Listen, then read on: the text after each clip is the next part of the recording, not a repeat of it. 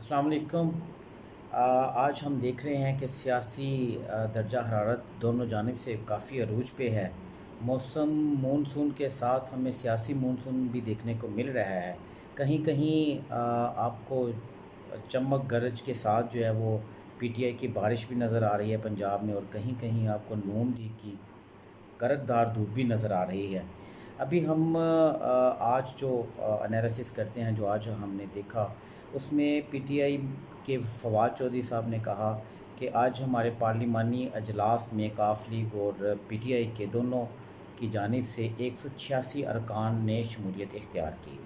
तो ये बड़ी खुशाइन बात है कि अगर 186 अरकान ने इनकी शमूलियत इख्तियार की है, और अगर 186 अरकान कल वोटिंग में हिस्सा लेते हैं तो यकीनी जीत जो है वो पीटीआई की ही होगी, और तख्ते लाहौर पे और तख्ते पंजाब पे बराजमान भी पीटीआई ही नज़र आएगी। और दूसरी जानिब अगर हम पीएमएलएन को देखते हैं तो अता तारड़ साहब का बयान था कि 180 अरकान हमारे पास हैं। अब इसमें अगर 180 अरकान है और 186 अरकान है तो डेफ़िनेटली यहाँ पे तो जीत वाज़िया तौर पे पीटीआई की नज़र आ रही है।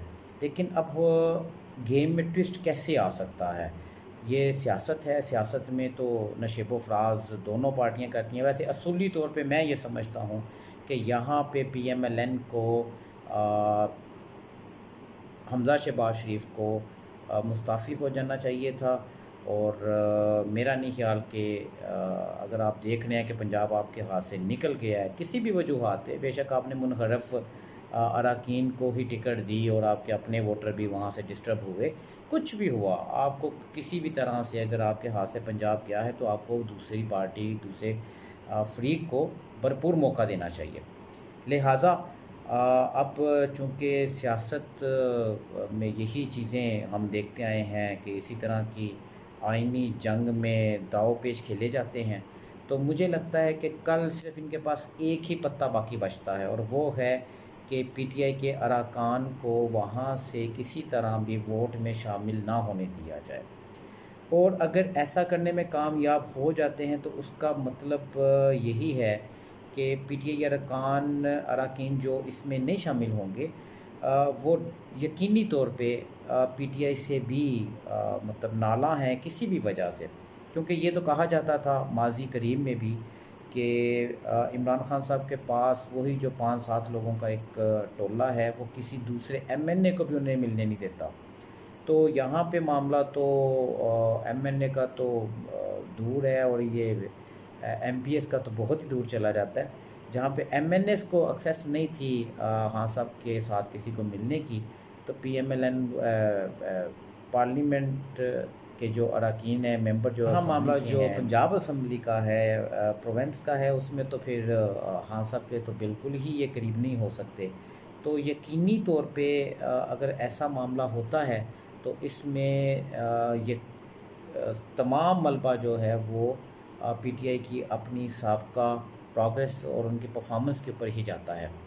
लिहाजा अभी तक जो देखने में आया है, एक वोट बल्कि इनका और पीएमएलएन का, जिसे इलेक्शन कमीशन ने अभी तक नोटिफिकेशन जारी नहीं किया, और आज वो पंजाब असम्बली में हलफ भी नहीं उठा सका। आज पंजाब असम्बली में 15 अरकान जो थे पीटीआई के, जो नौ मुंतखब हैं उन्होंने, एक आज़ाद ने, और 3 पीएमएलएन के जो उम्मीदवार जो मुंतखब होके आए हैं उन्होंने आज हलफ उठा लिया, जो कल वोटिंग में हिस्सा लेंगे।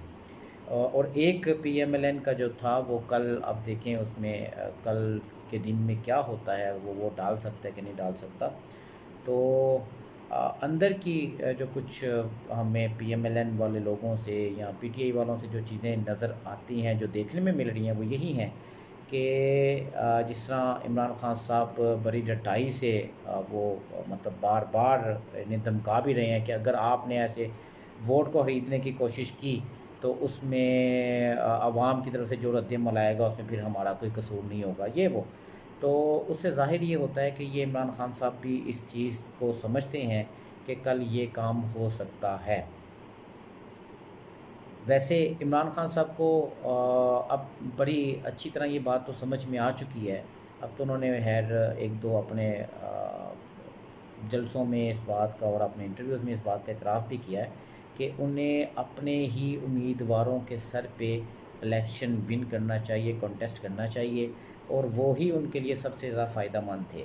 और शायद हम तमाम सहाफ़ियों का भी यही इख्तिलाफ़ था कि आप अगर तब्दीली का नारा लेके इस मुल्क में एक उम्मीद की किरण लेके आ रहे थे 2018 में, तो आपको उसी उम्मीद की किरण को जो है ना वो चार सू रोशन करना चाहिए था। लिहाजा वो उस वक्त ना हुए और ये सारे आफ्टर इफ़ेक्ट्स आपको उसी के अब जो है वो फेस करने पड़ रहे हैं। लिहाजा अब बड़ा टाइम कम और मुकाबला सख्त है। देखते हैं कि आज तख्ते पंजाब पर हुक्मरान कौन है जिसको ये ताज पहनाया जाएगा। बहुत शुक्रिया जी। अल्लाह हाफ़िज़।